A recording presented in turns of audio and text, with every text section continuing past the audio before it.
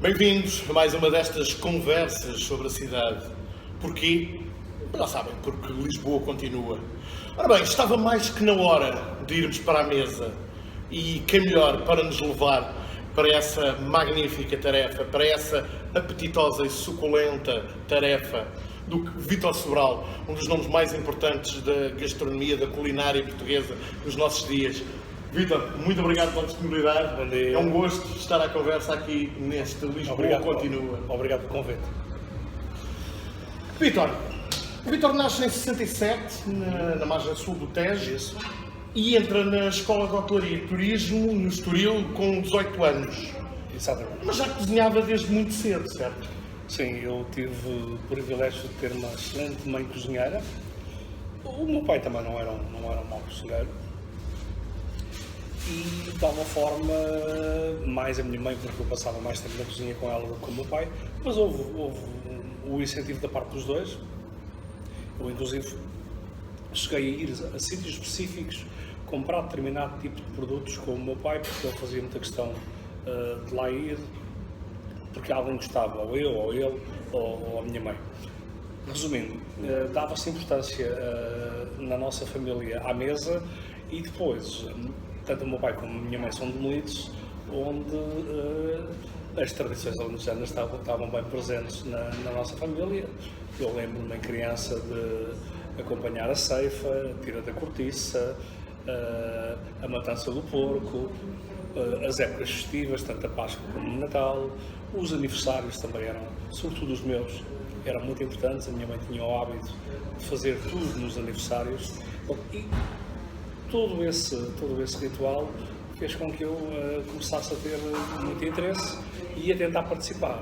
E nunca me foi vedada a participação, sempre me foi incentivada a participação. E eu posso dizer que com 10, 12 anos já cozinhava como gente grande. Quase que arrisco a dizer que quando foi então estudar para o Estoril é quando começa certamente a vir mais para Lisboa, a frequentar mais Lisboa. Não, eu vinha com alguma frequência a Lisboa, até nos meus tempos de Mas aí certamente sozinho, não é? Exato. Vinhamos ao cinema, vinhamos ao restaurante. Eu lembro-me que, com uma nota de meus estudos, conseguíamos almoçar e jantar e, com um bocadinho de sorte, ainda fazíamos 2 sessões de cinema. Mas vinha com alguma frequência com os meus pais a Lisboa. Quando eu digo frequência, sei lá, 2 vezes por mês, por aí. Mas não fazia vida em Lisboa, como elas. Eu começo a fazer vida em Lisboa quando venho estudar, não é? Eu venho estudar para o ISCTE e depois para a Escola de Hotelaria, que eu tentei primeiro entrar na Escola de Hotelaria de Lisboa e não me foi possível entrar. Como eu costumo dizer na altura, só entrava quem tinha cunha, eu não tinha, e depois entrei no Estoril. E onde é que comia em Lisboa? Recorda-se quais eram os sítios de eleição, digamos assim, para se citar. Nessa altura onde eu comia era na Baixa. Nós íamos a restaurantes na Baixa, porque o nosso conhecimento, tanto sobre Lisboa como as nossas capacidades financeiras não davam para nós nos arriscarmos muito, então íamos a restaurantes que estavam muito acessíveis a nível do caminho, não é? Para o cinema, para o barco, vinhamos do barco, e era por aí. Portanto, às vezes arriscávamos a irmos ali a um restaurantezinho que havia no Castré. Que era? O nome não me recordo, sim, mas era um sítio onde era sobretudo visitado por locais, sentia-se isso. Isso é sempre um bom pronúncio, não é? Um restaurante. Sem dúvida, nunca mais me esqueço, uma vez em Veneza, estava a ver muitos, na hora do almoço, muitos italianos a irem lá para um beco. E eu pensei, cá para mim eles vão almoçar. E eu fui atrás. E era realmente um restaurante que ficava num beco e que era maravilhoso. Comi um dos melhores risotos de tomate da minha vida, a senhora era 2 vezes. Ou seja, A minha área, não é? Circundante, mas uma excelente cozinheira. E depois fui lá mais 2 ou 3 vezes. Ou seja, aquela lógica de quando não se conhece uma região, uma cidade, um local onde estamos, escolher os sítios menos vazios faz sentido. Sim, mas às vezes isso também nos pode iludir porque temos que perceber a cultura, temos que perceber os horários. Muitas vezes aquilo que nós achamos que está menos vazio, imagine, se for um sítio turístico frequentado por pessoas do norte da Europa, eles têm o hábito de almoçar e jantar cedo. Se for os locais, vão mais tarde. Portanto, eu tenho um hábito que é, se for na estrada onde os camionistas param, garantidamente não se come mal. Não, Ok. Não há de ser uma refeição gourmet, mas não se come mal. Nas cidades ou nas zonas urbanas, é perceber o hábito cultural das pessoas e depois, se tivermos dúvidas, segui-las. O que é que recorda mais da cidade de Lisboa, dessa sua juventude, para além dos restaurantes, naturalmente? A parte cultural, não é? Eu vinha a Lisboa por 3 razões. Comprar roupa, ir ao teatro. Eu muito jovem comecei a fazer teatro, portanto criei um gosto muito peculiar pelo teatro. A revista, gostava de ver revista também, por incrível que parecesse. O Parque Mayer era um mundo. Era. O cinema, comíamos muitas vezes no Parque Mayer, cinema, e há uma altura que um dos meus amigos de infância proporcionou-nos virmos ouvir ópera, embora não tivéssemos um grande conhecimento, passávamos piada ao ambiente, porque o pai era um dos músicos da orquestra do São Carlos. Eu passei exatamente pela mesma situação. E então E um amigo meu que já faleceu, que o pai era violinista lá. vinha muitas vezes também à ópera. Portanto, estamos a falar isto adolescente e adulto muito jovem, não é? É isso que me lembro de Lisboa. Quando venho para a escola de hotelaria, as coisas de alguma maneira mudam, não é? Eu vou para o Estoril e andava mais naquela zona do Estoril, inclusive o Estoril na altura era a zona noturna da cidade, havia muito pouca coisa à noite em Lisboa, que havia, era tudo para aquele lado, sobretudo bares e discotecas. E depois, quando começo a trabalhar em Lisboa, uma das memórias que eu não me esqueço é que nós trabalhávamos e depois íamos beber um copo e acabávamos sempre a ir a uma padaria buscar pão quente. E eu não quero exagerar, mas havia pelo menos 20 padarias que funcionavam em Lisboa nessa altura. Hoje, não vou falar de pequenas, hoje de grande dimensão, existe a padaria da esquina e outra padaria. Todas as outras praticamente terminaram. E é uma coisa que os lisboetas deviam perguntar a si próprios de onde é que vem o pão que eles comem. Porque uma das coisas importantes hoje que se fala muito, hoje fala-se muito em celíacos, fala-se em muita coisa, fala-se inclusive numa alimentação sustentável, preocupada com o ambiente. E uma das coisas hoje que, na minha opinião, os lisboetas menos, isto é, de menor qualidade, consomem é o pão. Porque estas 2 padarias que eu falo, a padaria da esquina e eu, para dizer o nome, a releva, são padarias que têm alguma dimensão, mas Lisboa chega a ter 7 ou 8 milhões de visitantes no mês. Não conseguem fazer pão para essa gente toda. E o pão em Lisboa perdeu muito. Eu acho que não, eu sinceramente, eu acho que o pão não perdeu muito. O que perdeu foi o hábito das pessoas procurarem bom pão. Porque tudo acontece em função da procura e da oferta. Se quisermos encontrar pão bom em Lisboa, conseguimos encontrar. Agora, a verdade é que não há muitos lisboetas a procurarem bom pão. Até porque eu sou suspeito, eu sei que estamos aqui a falar da padaria da esquina, exatamente. Mas a verdade é essa. Estamos aqui na padaria da esquina e isso leva-me precisamente a uma outra questão. Olhamos para o nome das casas que tem aberto, aqui por Campo de Arique, onde estamos, este magnífico bairro, e para os nomes, aliás, para os nomes dessas mesmas casas. Tasca, Peixaria, talho, padaria da esquina. O que é que pretende transmitir com esta terminologia? Normalmente as minhas casas, se eu tiver parcerias com outros sócios, como é evidente, não. E acontece, eu hoje tenho na Avenida da República um restaurante que é o Dom Rosa, que também a cozinha é minha, e tenho na Rodrigues Sampaio o outro, que também a responsabilidade da cozinha é minha.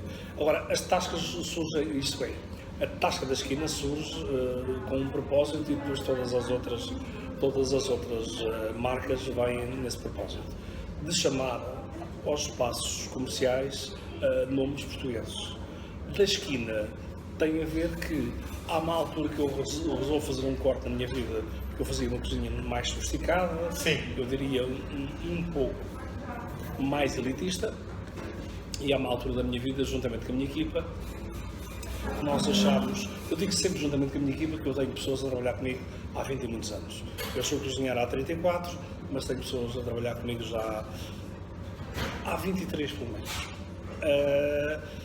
Que o nosso caminho era outro. E pelos vistos resultou, porque houve muita gente depois a vir atrás e hoje as tascas que estavam completamente abandonadas, hoje há tascas no país todo, e eu diria mesmo, com matriz portuguesa, até fora de Portugal existe o nome Tasca. Mas eu estou um dia em minha casa, eu cozinho bastante em casa, com amigos, família, e alguém começou a brincar e vira-se e a minha namorada na altura diz assim: achas que isto é a Tasca da esquina ou quê? E eu pensei, pá, anda não. É mesmo? Telefone para 2 jornalistas, meus amigos, ainda hoje. Eu tenho relação com eles e perguntei: o que é que vocês acham de este meu novo conceito de chamar Tasca da Esquina? Tu és maluco. És louco. É isso. Então, o da esquina fica ao nome assumido aquilo que o Vitor Sobral e a sua equipa faz. E há uma lógica de proximidade. Sem dúvida que sim. E há outra lógica a nível da matriz, que é nós termos uma base de Portugalidade, e eu diria mesmo de lusofonia. É aquilo que é a cultura portuguesa por esse mundo fora e em Portugal.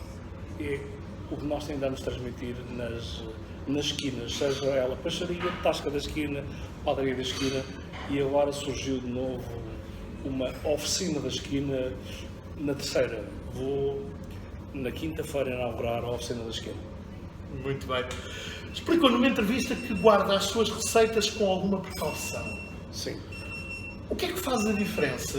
Ingredientes inesperados ou uma utilização diferente daquilo que seria expectável desses ingredientes? Eu acho que é a última questão, que é as pessoas não estão habituadas a ver determinado tipo, não estão habituadas a ver cerejas salgadas, isto é, utilizadas num prato salgado. Quem diz cerejas diz uma série. É um bom exemplo. É um bom exemplo. Porque acabámos de fazer uma ação com uma sardinhas fritas com arroz de cereja e tomate. Eu acho que a minha mais-valia é colocar determinados produtos que é do conhecimento das pessoas em sítios ou em receitas que elas não estão à espera. E a minha razão de cuidar das receitas tem a ver com o cuidado que eu tenho de editar livros. Eu, como autor e coautor, tenho 24 livros editados. E então eu, sempre que faço novas receitas, tento escrevê-las e depois partilhá-las com o grande público. Falou aí dos seus livros, nem de propósito. Quando fez o seu livro As Minhas Receitas de Bacalhau, viajou para a Noruega, foi à pesca de bacalhau. Conte-nos um pouco essa experiência. Não. O livro do bacalhau surge com... Há uma razão para o livro do bacalhau acontecer, que tem a ver que sempre que eu vou para fora cozinhar, pediam-me para fazer bacalhau. Eu ficava um bocado irritado. Portugal é o país do mundo que é o segundo ou terceiro país que mais peixe come, tem uma diversidade de queijos e enchidos enorme, arroz na Europa comemos o dobro dos espanhóis e ninguém conhece o nosso arroz, conhecem a paella e o risoto. E depois não vamos falar das carnes, porque também temos uma série de carnes de qualidade. E eu pensei, não, eu vou ter isto a meu favor. Já que me pedem tanta vez para fazer bacalhau, eu vou Quem agarrar. parece não há português nenhum para o estrangeiro que não Não sinta é- saudades de Bacalhau, bacalhau. é verdade. Mas hoje já é fácil de encontrar, nem há uns anos atrás não era. Então pensei, não, vou fazer um livro de bacalhau e vou perceber toda a história do bacalhau, o que é que envolve o bacalhau. Isso implicava eu ir algumas vezes à Noruega e foi isso que eu fiz. Fui algumas vezes à Noruega, E acompanhou a pesca. acompanhei a pesca, fui à pesca, mais que uma vez até, e percebi que realmente este peixe foi bem entregue a nós portugueses, porque nós sabemos tirar muito melhor partido dele que os próprios noruegueses. Eles não me levem mal, mas é verdade. Os portugueses usam melhor o bacalhau que os noruegueses usam melhor o seu próprio produto.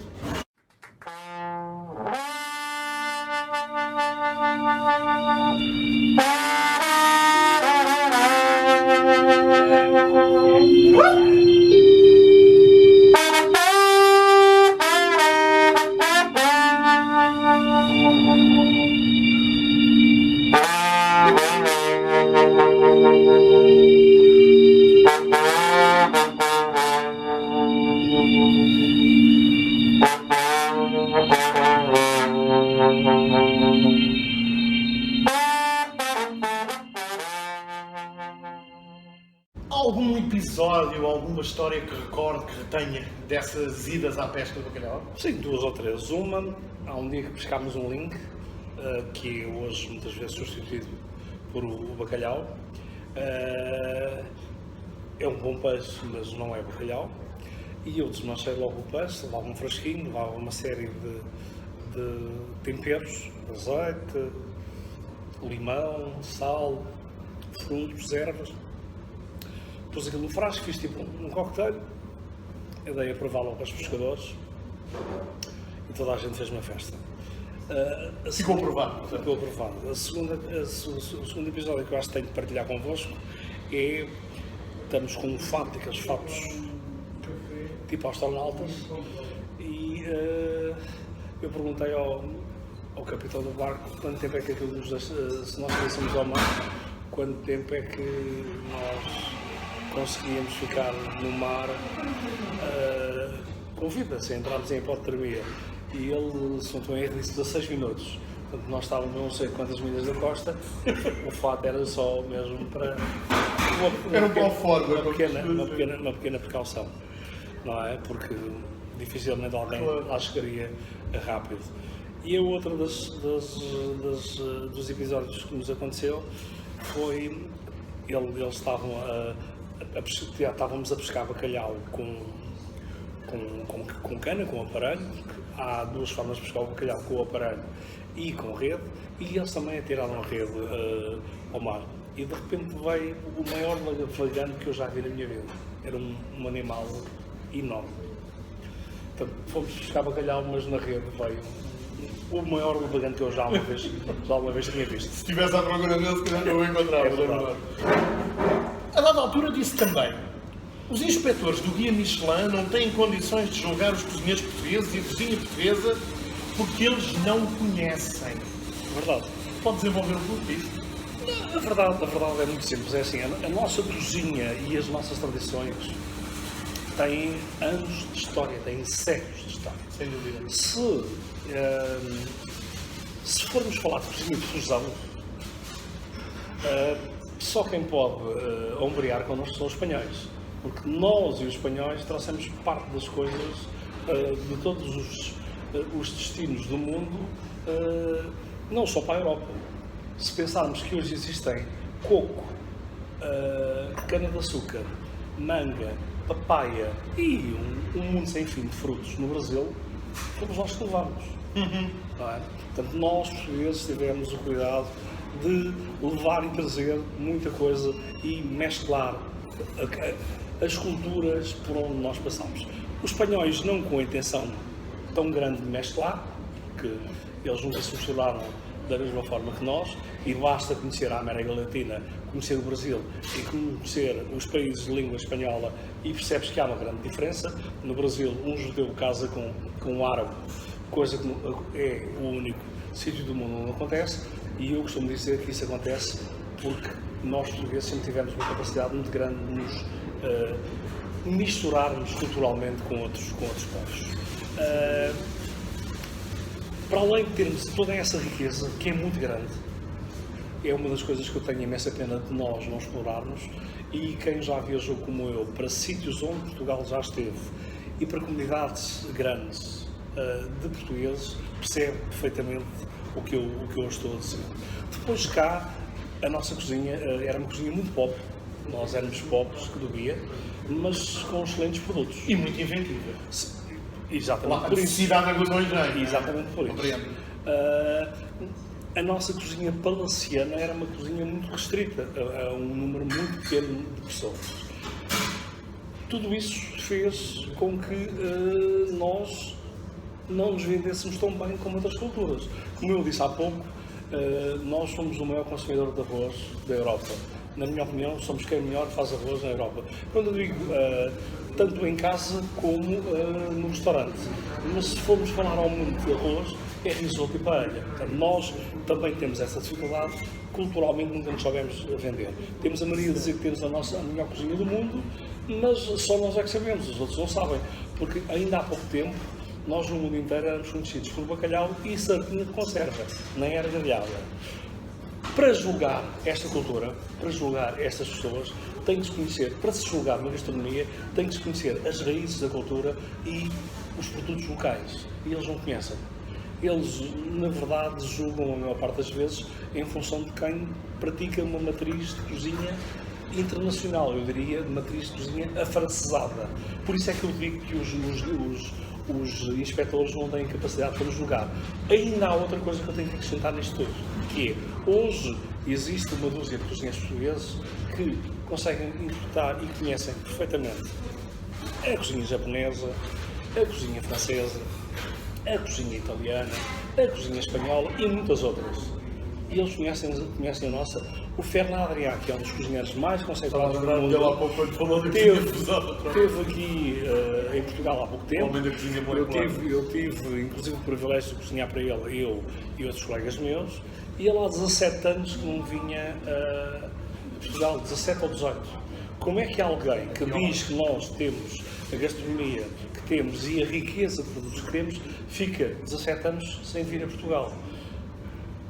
Não, destes 12 cozinheiros que eu falei de 12, poderia falar de mais, mas vamos restringir o número 12. Destes 12 cozinheiros que eu falei, se tirarmos a pandemia de lado, portanto, pusemos a pandemia de lado, garantidamente, pelo menos uma vez por ano, nós fomos a Espanha. Uma vez por ano. Mas não fomos a Espanha só, fomos a Espanha, fomos a Itália, fomos a França. E hoje em dia, eu acho que nós estamos melhor preparados que a maior parte dos nossos colegas no que diz respeito a conhecimento da cultura de determinados países. Eu estava a ouvir as suas palavras e estava na minha cabeça a fazer quase um paralelismo com o mundo da literatura e com o Prémio Nobel, porque muitas vezes diz-se que o júri do Prémio Nobel apenas leva na devida atenção os livros que tenham tradução em inglês ou em sueco. Há aqui algum paralelismo, não é? Quer dizer, esses conhecimentos mas aqui também tem... das particularidades locais. Mas aqui também há uma questão comercial, porque eu não, supostamente não deveria saber quem são os guias, quem são os inspectores do guia, mas acaba sempre por saber. E existe um grande interesse em que nós estejamos dependentes dos espanhóis. De uma forma secreta? Não, acaba-se por saber. E existe uma grande vontade de nós continuarmos a depender dos espanhóis. E pelo que eu conheço da gastronomia, eu vou falar europeia, não vou falar do resto, que é aquela sem dúvida que eu conheço melhor. Existem muitos restaurantes em Portugal que mereciam mais estrelas e também restaurantes com mais estrelas. E eu defendo que enquanto o guia for Portugal-Espanha, nós vamos ter sempre muitos problemas. O dia que tivermos um guia de Portugal e um guia de Espanha, as coisas irão mudar. E talvez aí haja do próprio guia Michelin um interesse diferente sobre Portugal e olhar de uma maneira diferente sobre Portugal e formarem os inspectores a nível daquilo que é Portugal e a cultura portuguesa. Temos estado aqui a falar em Portugal e Lisboa. Há uma gastronomia de Lisboa.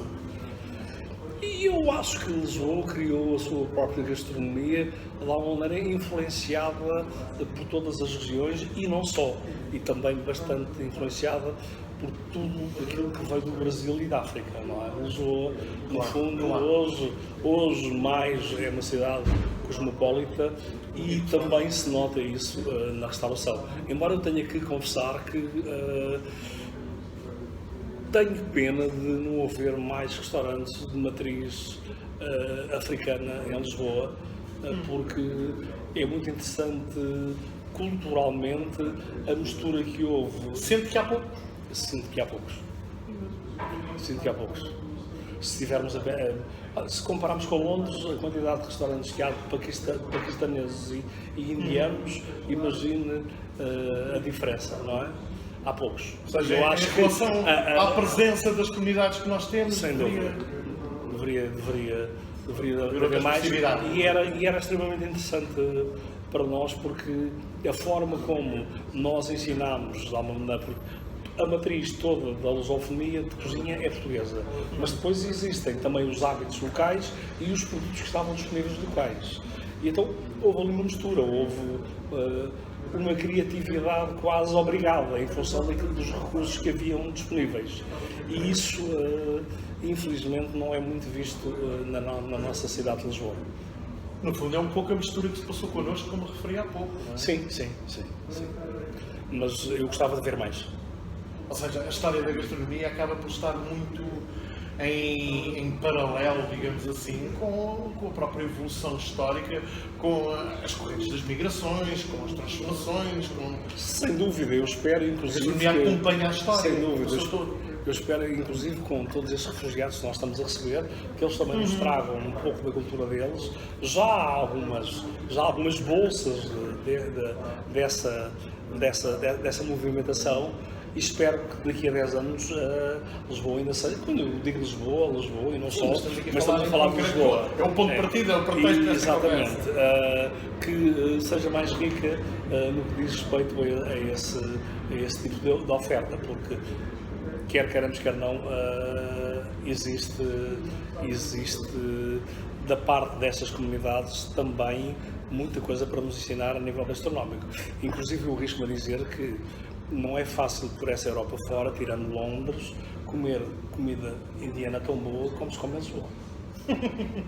Isso é um ótimo elogio e é ótimo saber.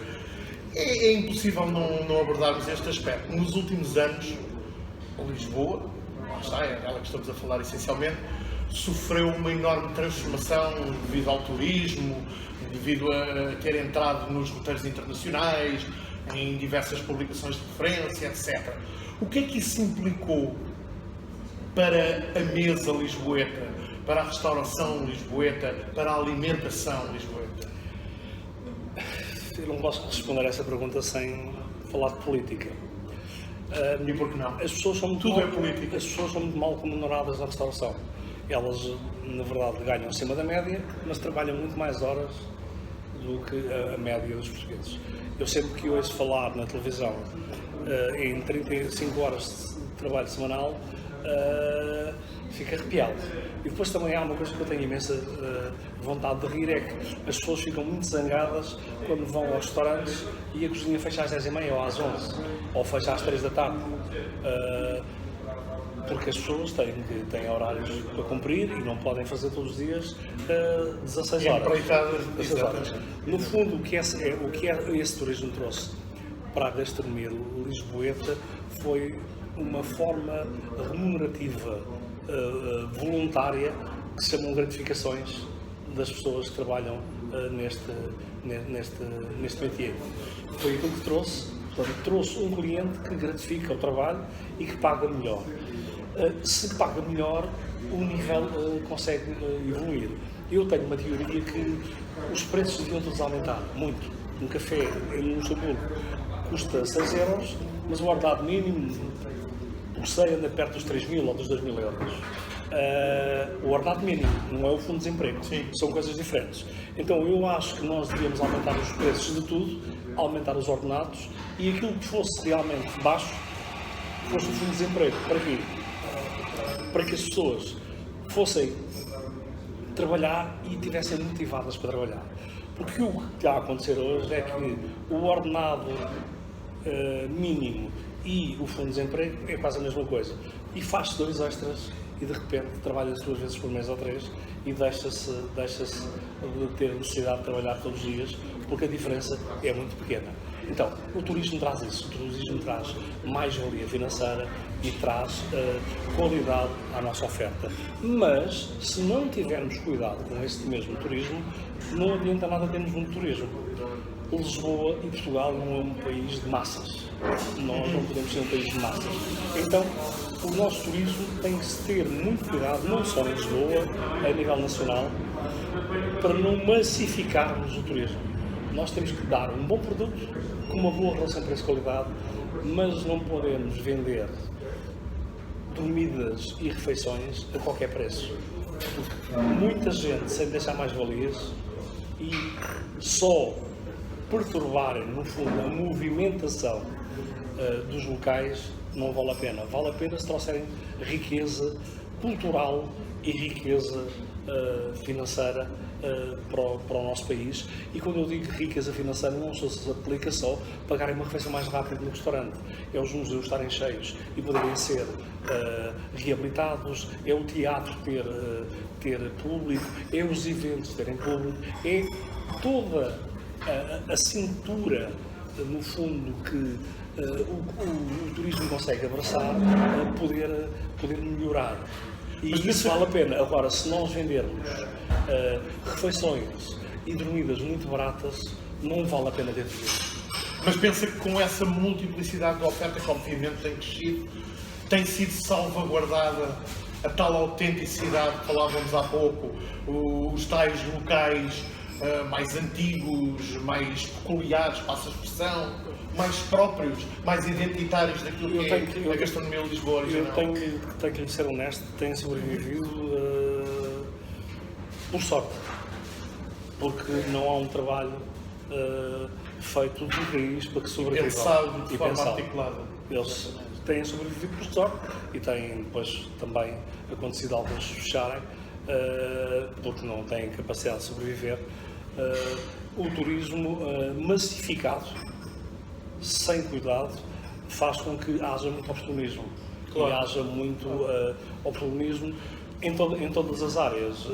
Uma casa de fados é uma coisa que deve ser uma coisa boa. As pessoas têm que entrar lá e têm que comer com qualidade. Se estivermos a pensar em custos, sempre em preço, porque foi vendido um pacote barato, vai contra tudo aquilo que eu estou a dizer. E eu dou um exemplo. Argentina, Buenos Aires, o tango é uma coisa que está em cada esquina. E quem quiser comer e ter um tango com qualidade, tem que pagar o preço justo para isso. Nós temos que aprender a valorizar o que é nosso e a vender num preço justo e certo. Não vale a pena, na minha opinião, a pandemia provou-me uma vez mais isso, vender barato só por ter. Não, vale a pena vender qualidade, relação preço-qualidade certa e alguém que venha com vontade de nos conhecer melhor e bem. Conhecer dentro da autenticidade. Eu estava a ouvir a minha pergunta ia muito no sentido não só das relações preço-qualidade, mas da manutenção da autenticidade. É fundamental, é fundamental. Porque quando falava da Casa de Fado, ok, quando ouvimos falar de uma Casa de Fado, sabemos que estamos a falar de Lisboa, mas há muitos projetos que vão surgindo, todos sabemos, através de um fenómeno de mimetismo, um determinado aproveitamento, que de alguma maneira o Vítor também aludia há pouco, o que significa que estão aqui como poderiam estar em qualquer outra cidade. É tudo o que digo cá fora, seja em que área for, very typical português, eu fico arrepiado. E eu acho que nós temos algumas vantagens porque este fenómeno do turismo em Portugal está um bocadinho atrás daquilo que aconteceu, sobretudo em Espanha e em França. Basta ver o que aconteceu em Barcelona, o que é que eles fizeram errado, para nós não fazermos igual. Nós temos tendência a aprender bem com os erros dos outros. Nesse aspecto, honra seja feita. Além do restaurante, da mesa, a montante, eu diria, existe a aquisição dos produtos. O Vítor frequenta os mercados de Lisboa? Não, eu tenho que frequentar, inclusive eu tenho padarias em mercados de Lisboa. Eu frequento com alguma frequência os mercados, eu compro mercados Que também para a minha casa. uma grande transformação. Sem dúvida, para a minha casa, para a minha alimentação pessoal e da minha família, eu vou aos mercados, mas até os mercados eu acho que eles têm que ter um tratamento diferente, especial. Eu faço aqui, aproveito para fazer uma chamada de atenção às juntas de freguesia, que os mercados não podem fechar à 1 da tarde. Os mercados têm que se tornar tão competitivos com a ajuda das juntas de freguesia como as grandes superfícies. Não pode vender peixe, carne e fruta e cuecas ao mesmo tempo. Um mercado não é sítio para se vender cuecas, não me levem a mal, mas há sítios certos para se vender esse tipo de produtos, e acreditem que se os mercados de Lisboa forem cuidados, é mais uma atração turística fantástica que Lisboa tem. Para além disso, vai melhorar muito o conhecimento sobre aquilo que é a nossa cultura à mesa. Porque se nós formos em qualquer parte do mundo a um mercado, e eu diria mesmo até a um supermercado, e vermos o que é que as pessoas comem, percebemos minimamente como é que aquela sociedade funciona, não é?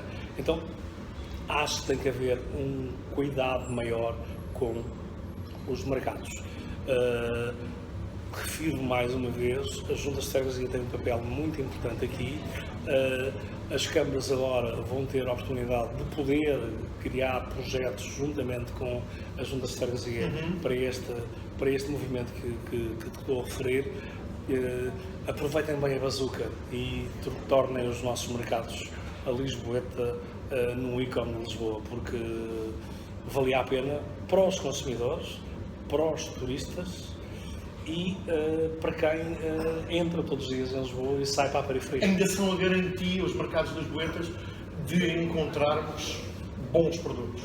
Não há a menor dúvida. Se nós temos bons produtos, é nos mercados de Lisboa e nos mercados em geral. Eu não estou a dizer com isto que não temos bons produtos nos supermercados e nos supermercados. A questão é que quando pensarmos no desperdício que as grandes superfícies provocam, em virtude do momento que estamos a viver, em que todos temos de nos preocupar e cuidar do planeta, temos que mudar a nossa forma de consumo, e os próprios hipermercados têm que mudar a forma de expor os seus produtos e de tentarem estar sempre a vender o mais barato possível. Eu não sou fundamentalista, não sou nem vegano nem vegetariano, mas eu acho que se comemos carne ou peixe, nem que seja 2 vezes por semana ou por mês, vale a pena comer. Bom, ruim não vale a pena comer. Então podemos comer legumes, cereais, pão. Quando comemos bom. Não temos que comer proteínas ruins todos os dias. Eu dou-lhe o exemplo do frango, peço desculpa. Eu quando apanho uma antena, aproveito. E acho muito bem. Como é que as pessoas, se vão comprar um frango biológico ou um frango do campo, custa 20 ou 30 euros o quilo, e depois compram um frango que é criado de uma forma massificada e custa 2 ou 3 euros. As pessoas não percebem que há diferenças, não percebem que tudo o que é massificado estamos a fazer mal ao planeta, e para além de estarmos a fazer mal ao planeta, estamos a fazer mal ao nosso próprio. Percebem e centram-se nos 2 ou 3 euros face 20 ou 30. Não precisamos comer proteína de 2 ou 3 euros todos os dias, garantidamente. Precisamos de comer proteína boa. Ou seja, muitas vezes, falou aí da questão de não sou vegano, não sou vegetariano, muitas vezes há este discurso, talvez até um pouco mais radicalizado, condenando o consumo de carne, o consumo de peixe, mas ignorando como tantas vezes são produzidos os vegetais. Sim. Se vamos falar disso, a nossa entrevista. Porque é que entrar aqui num túnel cinzento. Porque é que devemos de falar da qualidade do peixe ou da carne e esquecermos que os vegetais também podem ser de boa ou má qualidade? Porque a maior parte das pessoas que fazem essas afirmações não têm noção das coisas. Não têm noção, não estudam as coisas. Tanto pode ser deturpada a criação de um frango, Não tem. Não, como como é? cultivo. Não é como pode. Como é? Como é cultivo. deturpada a criação de um frango, como é deturpado tudo o que seja vegetais criados de uma forma massificada. Mas o mundo não conseguia viver se todos fôssemos veganos ou vegetarianos. Era impossível. O mar tinha que virar uma horta. E era difícil manter uma horta no mar. Não é? E em relação a uma outra transformação recente, digamos assim, a adoção de novas medidas, novas emendas nas escolas, toda esta adaptação e tentativa, vá lá, de modificação dos hábitos alimentares das crianças. Como é que alguém que vive da cozinha, que vive na cozinha, passa a expressão, olha para isto? Eu sou honesto, eu acho que a adaptação das escolas, se fosse bem feita, era bem-vinda. O que é que eu quero dizer com isto? Existe um animal bovino, hipoteticamente. O animal bovino tem duas vazias, que é carne de primeira qualidade, e tem 2 lombos. Mas depois tem uma série de carne de segunda categoria, terceira e diria até quarta.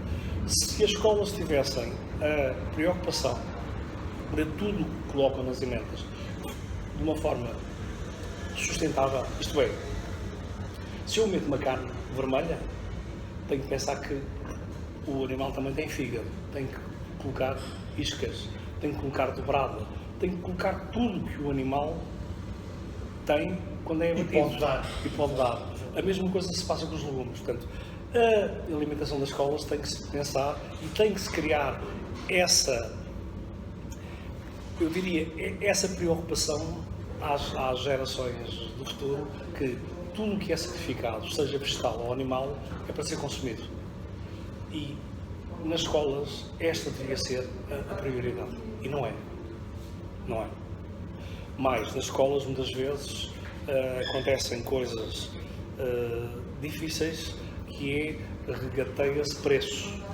Quando se regateia preços é um problema. Eu acredito mesmo quem compre em larga escala fazer refeições com 2 e 3 euros para muita gente, e às vezes menos, é difícil. É um desafio. E depois estamos a dar sopas feitas com fécula de batata, estamos a dar coisas que não são de excelente qualidade às crianças. Eu perguntava isto também porque as medidas que foram anunciadas, uma coisa que eu me dei conta é que apontam todas muito para o bar e não para a hora da refeição. Sim, o bar, porque é aquela compra de impulso. Mas se não olharmos para os dois em tem que se olhar para os dois. Onde existe muito açúcar, onde existe, sem dúvida. Já é um princípio, eu não digo que esteja errado, agora temos que ir mais a fundo. O açúcar é um problema. Uma criança que tenha diabetes é um tema para o resto da sua vida, e é um tema ruim. É uma bomba relógio. Eu acho, todos nós sabemos que a indústria alimentar usa gorduras hidrogenadas em excesso, usa açúcar em excesso. Porquê? Porque são 2 produtos que criam volume e muito baratos. A grande questão é esta: quando falamos de alimentação, a primeira coisa que nós temos que nos preocupar, sejam os nossos clientes, seja a nossa família, seja os nossos amigos, seja quem for, é não devemos dar nada que seja processado a ninguém. Este tem que ser o princípio.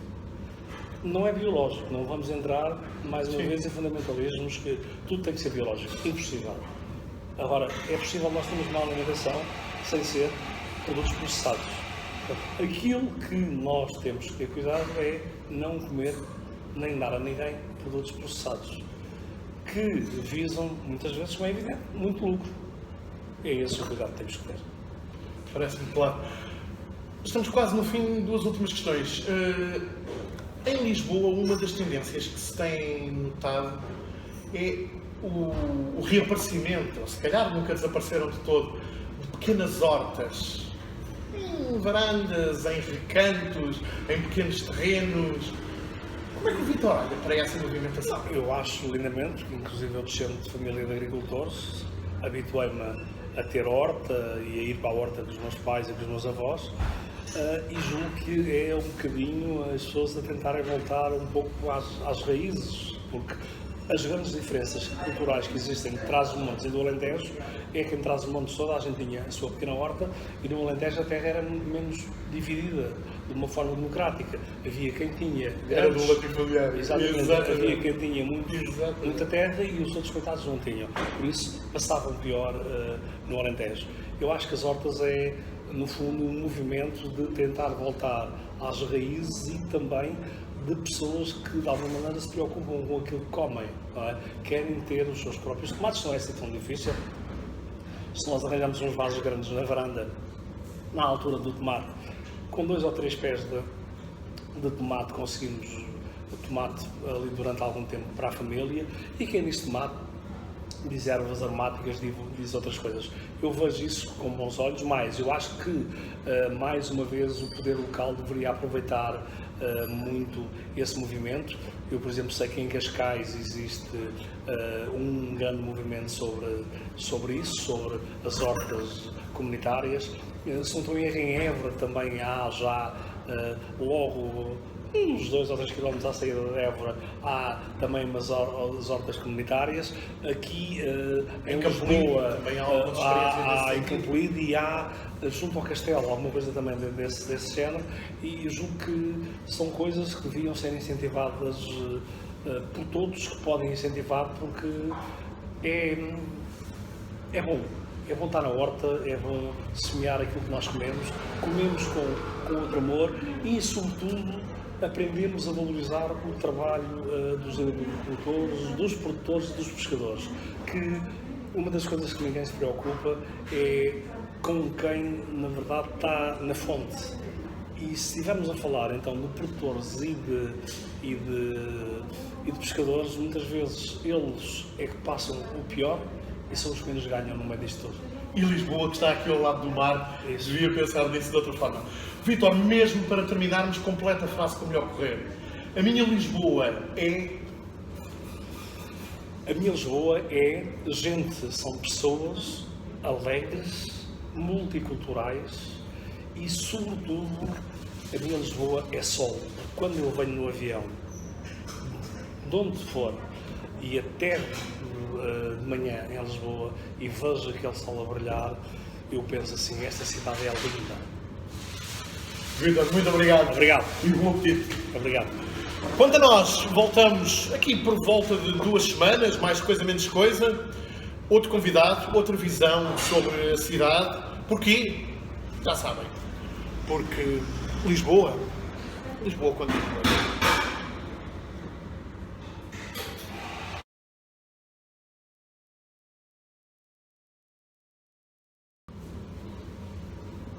Como é que isto não está a arrancar? O que é que se passa com o